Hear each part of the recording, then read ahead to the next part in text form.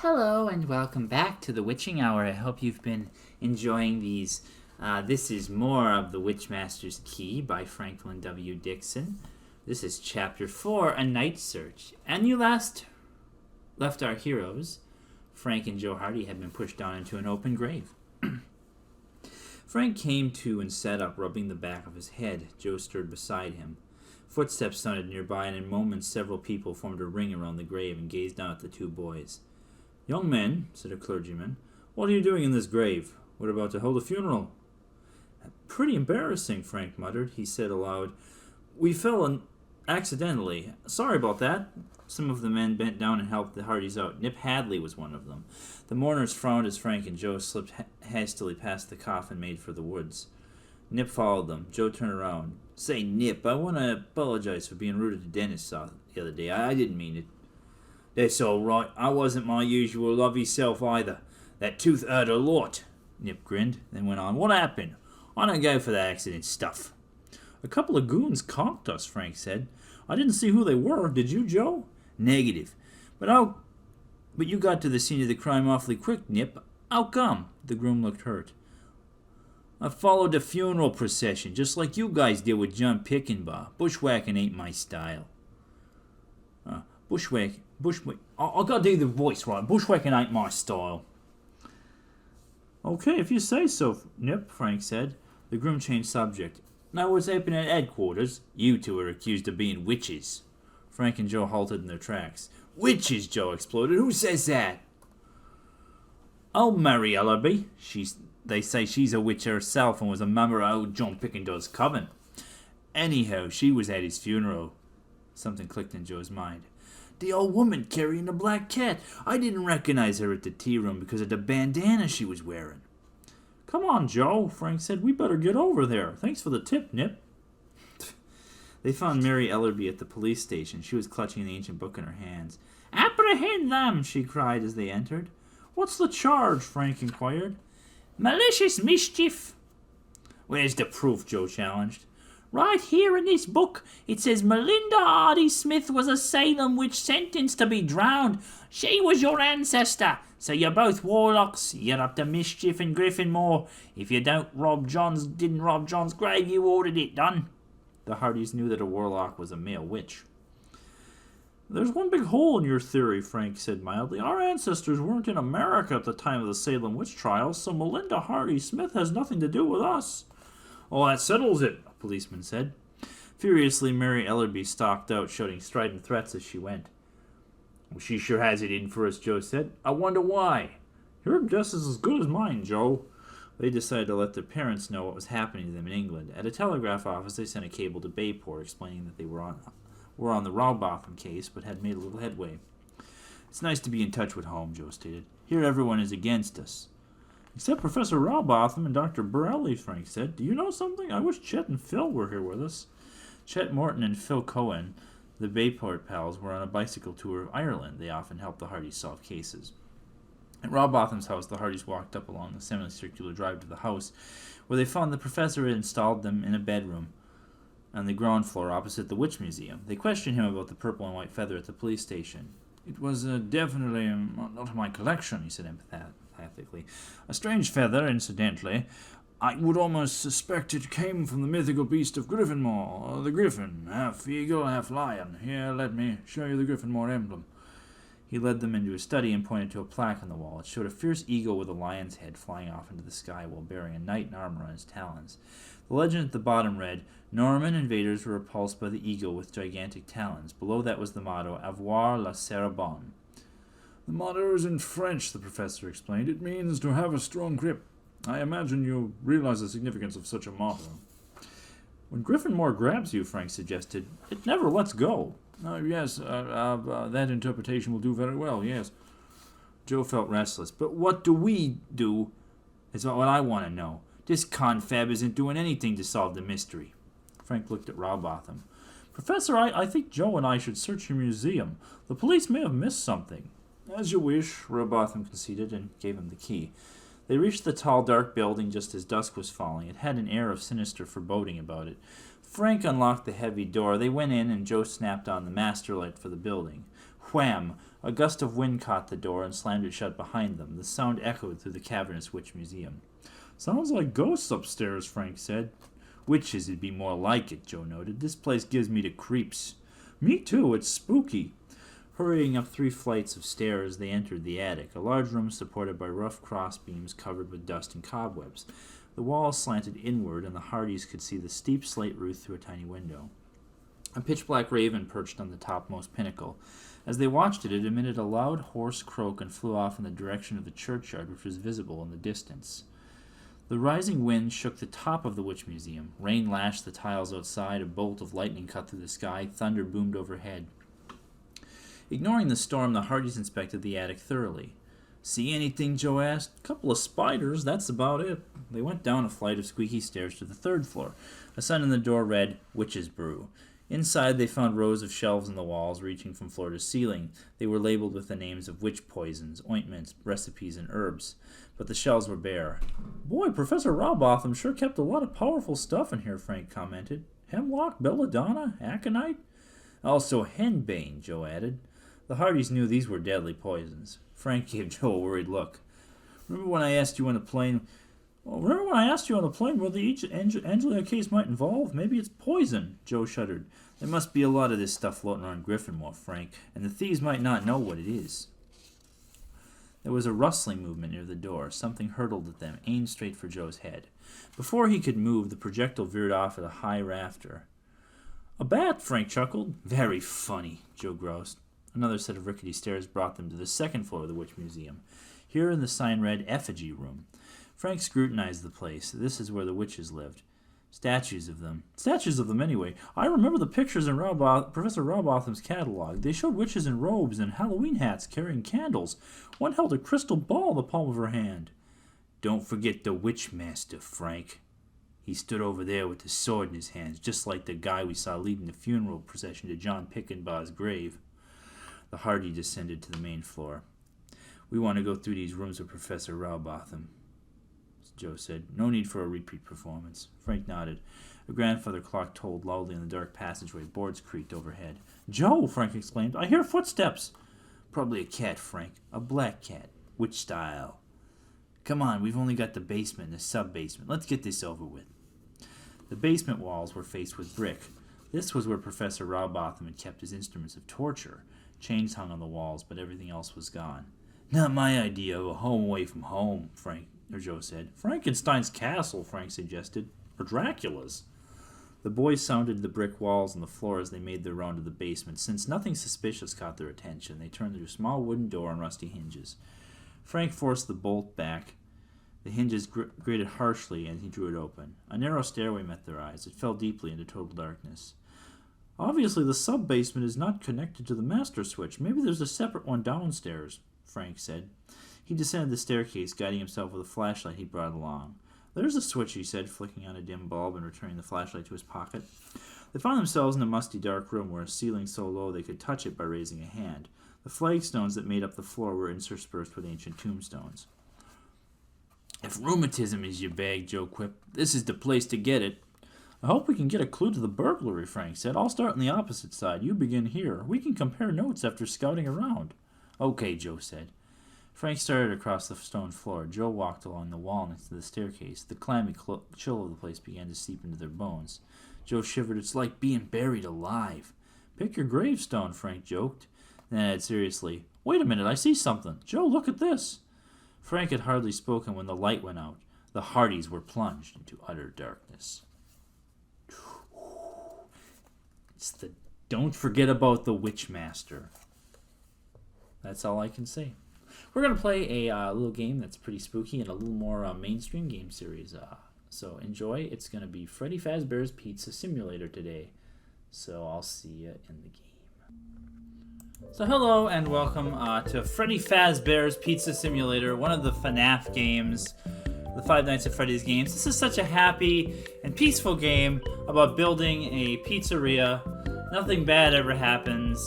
That's what we're doing. We're doing the nice, happy version where we're building a pizzeria. And you can see this is the second day. I'm starting on the second day, so I already have a little bit of established. We've got our friends, the Paper Pals here. We have a nice ball pit. We have the Midnight Motorist game. You know, we have some plates and stuff, so we have some money. We have a sponsorship offer from Marty's Plungers. Nothing goes down that can't come up. Marty's Plungers LLC is offering to pay for advertising your establishment. So these are fun advertisements you can accept. This game is all about starting. See, now we have the little Marty's Plungers guys on every Marty's Plumbers guys on every table in here. And I get an advertisement for Fun Time Soda, Pop Soda, up there that I bought the first day. This is not a very serious run. I'm just messing around. I didn't even use all my play tokens on the first day. But we wanted to get some money. Let's play some Midnight Motorist so we can get some more money and use our play tokens. This game is all about playing these little mini games. You can get these arcade games. It's a nice, fun, spooky game. It's a little loud though, but I'll try to talk over it. Yeah, this is overall just a very fun. Oh shoot, they were everywhere. Very fun, relaxing game. You can play, of course, the regular FNAF mode where there's like jump scare monsters and stuff, but I'm not doing any of those. I'm just making a fun pizzeria, and we're gonna see what we can do for fun stuff. There's something more important I have to do today to try to like.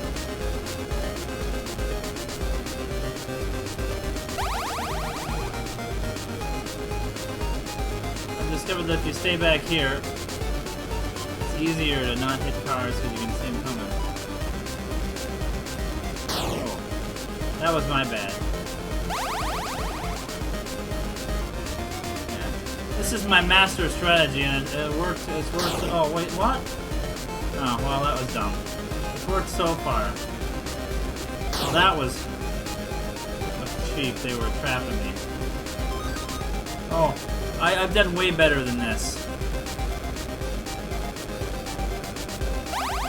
That's actually a pretty low score compared to him. But see, if you do well at these games, I get a little bit more money. It ups the rating of my restaurant. Now I have $1,000. Let's go in the catalog and buy some things. This is just a game about going through these catalogs. What we need are some good animatronics. We need to look. This is marked down. Ooh. We gotta get the Fruity Maze. But mostly what we want, we have enough money. They're all unavailable. All our friends, Happy Frog, Mr. Hippo, Ned Bear, Pigpatcher, all unavailable. But Candy Cadet is here. He has candy every day. We need to get him. They're all unavailable. It's so sad. We could get a sturdy stage from... Let's get some lights. And the Fruity Maze.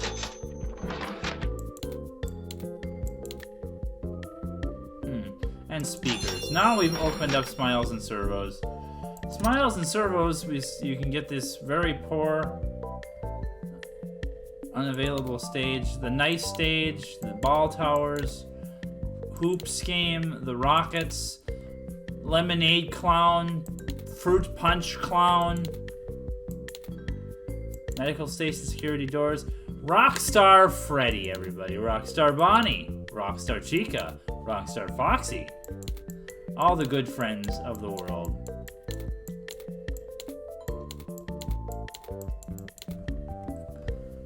So let's go into blueprint mode and play some of our new finds here. I feel like this.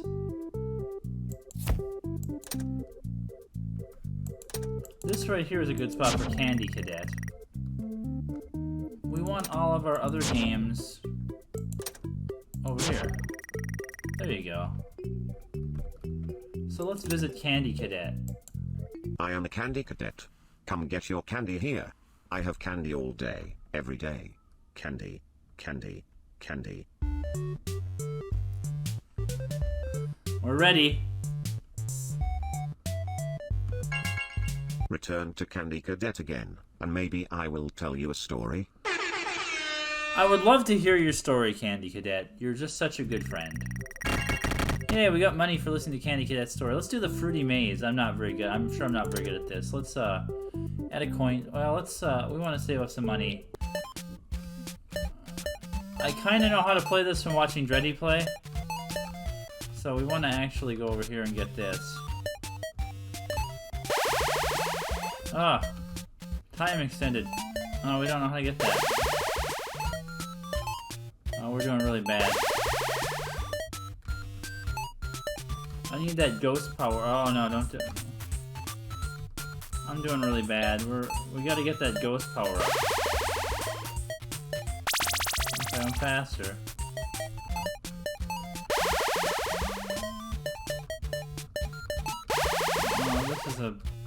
Oh, this is a maze. We're not doing it. Well, that's the magnet power up if I was smart enough to get that. But what we need is we need to get the ghost power. Oh, hi, bunny.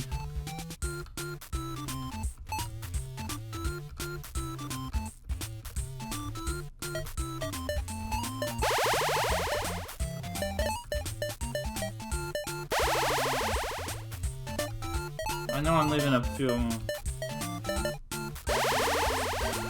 How do you? Oh, okay, it's over here. This will allow me to go through walls. And then what we gotta do is we gotta get the magnet. And I went out of bounds. Apparently that can kill you. Okay, well we tried. We got some points for that. We got 400. I need to buy the fruit punch clown. That's important. Let's do that again. We only have so many play coin. But yeah, this is just about playing little mini games, building your pizzeria. It's nice and peaceful. There is a spooky game mode, and maybe later in the season, if I feel like playing it, I might get the play the spooky game mode for. I don't know if this is laid out the same every single time. Or if it's... No, I think it's different. This is definitely different. Both the ghosts are right here. I haven't seen a magnet. What I have seen, however, is this.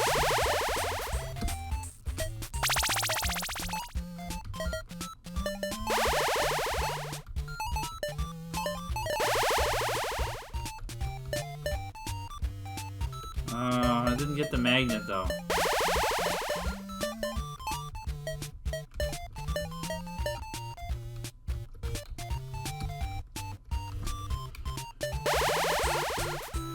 Now, if you win...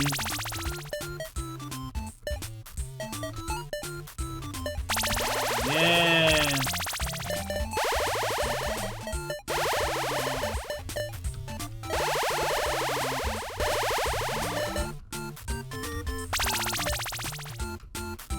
Well, we still have the magnet active. Let's get the second magnet.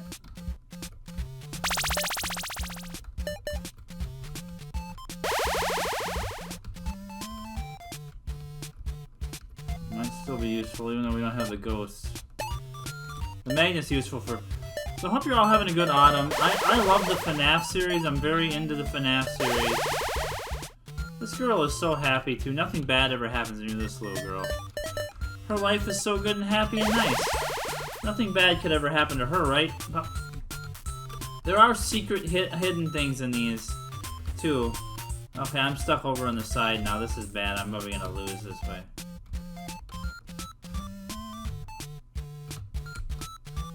It feels faster than normal, but I don't think it is. I think I'm still stuck. We gotta go this way. This is a pretty challenging game overall.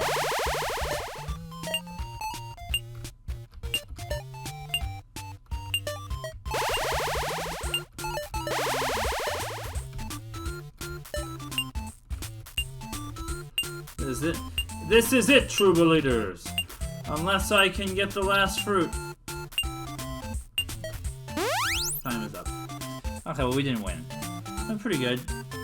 Can we get another $100? Yay, another $100. Okay. I'm not trying to impress anybody. I'm not redeeming anybody, but we need this gentleman here. He's a little gentleman. Oh no, we don't want to do that. Yeah, I'm just gonna play through a day here in lovely this game and do all my coins and tasks. You can do whatever you want, do your tasks. And there we go. So let's visit him. Play test. Surprise as many kids as you can. So what we have to do is when the kids are in the middle. Fruit punch for everyone.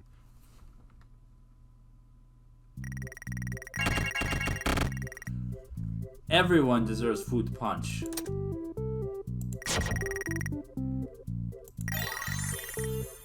There, he's nice. Let's try that again. It's got fun, scary clowns in it. Coils the clown did nothing wrong. I've been into the Five Nights at Freddy's games for a while. I played the Five Nights at Pinky's games every Halloween for a few years, so I had to throw a few of these in. Maybe I'll even play some Five Nights at Pinky's this year for Witching Hour. There we go. All of them but one. Fruit punch for everyone. And some fruit punch for everyone. Let's see if we can get some more candy. There you go. I am a candy cadet. Come get your candy here. I have candy all day, every day. Candy, candy, candy.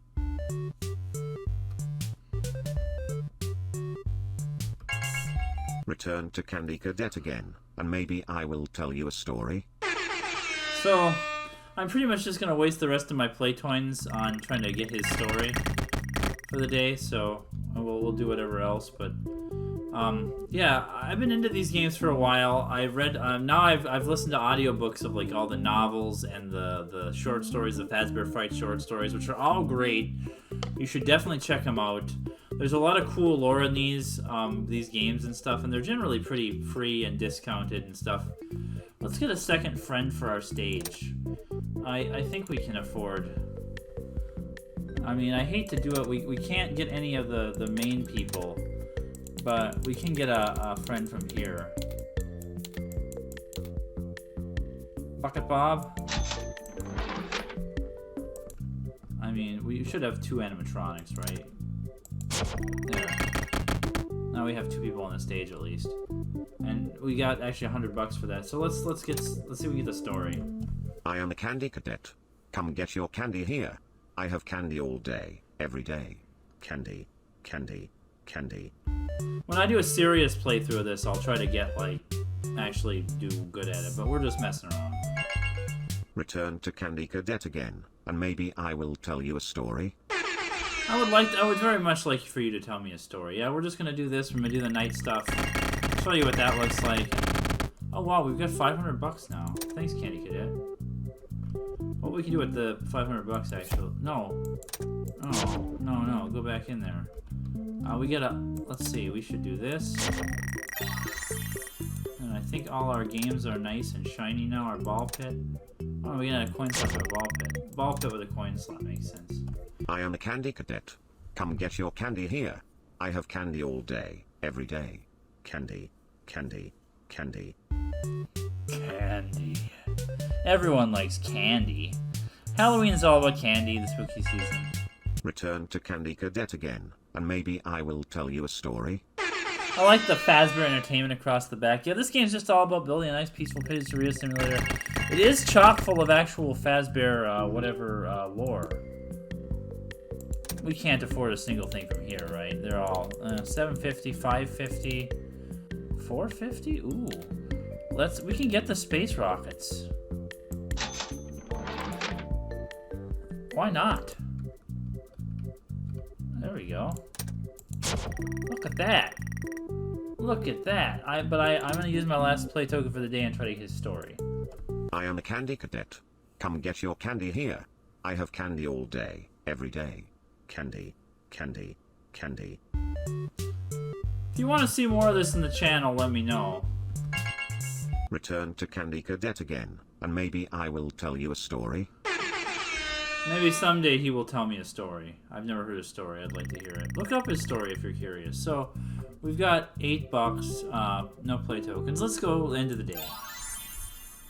This is the last part of the day where you spend some time in your office at night. And there's these spooky drawings on the walls. And you have ventilation shafts. And what you have to do is this computer stuff. And if I had more money, and if there was people around, they'd be in the vents. It's a little finicky. I'm probably not gonna play much longer. There's a scary part after this, but you gotta wait. Oh. And all the things I've done interrupt. All the little things, but yeah, this has been peaceful and fun. Hope you're enjoying the Witching Hour. Hope you're enjoying Fazbear Frights. I might do a scary version of this, where there's this part's actually more scary when you have like to like have the spooky animatronics popping out at you and stuff in the vents, and actually have to deal with them. Maybe I'll try doing one of those sometime. But hope you're enjoying these videos. It's Marty's Plunges! You interrupted my order of supplies. I'm trying to do them all so that you can see the last part of the game. But you know what? We'll just go. So this is it. Hope you've enjoyed, and we'll see you next tomorrow for something else exciting. Have fun.